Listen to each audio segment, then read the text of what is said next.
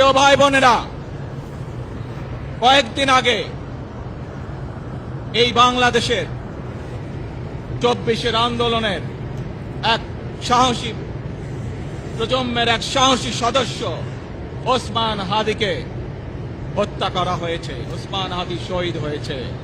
প্রিয় ভাই বোনেরা, ওসমান হাদি চেয়েছিল এই দেশের মানুষের জন্য গণতন্ত্র প্রতিষ্ঠিত হোক, এই দেশের মানুষের গণতান্ত্রিক অধিকার প্রতিষ্ঠিত হোক, এই দেশের মানুষ তাদের গণতান্ত্রিক এবং অর্থনৈতিক অধিকার ফিরে পাক। আজ 24-এর আন্দোলনে যারা শহীদ হয়েছেন, ওসমান হাদি সহ 71-এ যারা শহীদ হয়েছেন, বিগত স্বৈরাচারের সময় বিভিন্নভাবে খুন গুমের শিকার হয়েছেন, এই মানুষগুলোর রক্তের ঋণ যদি শোধ করতে হয়, আসুন আমরা আমাদের সেই প্রত্যাশিত বাংলাদেশ গড়ে তুলব, যেখানে আমরা সকলে মিলে কাজ করব, যেখানে আমরা সকলে মিলে আমাদের প্রত্যাশিত বাংলাদেশকে গড়ে তুলব।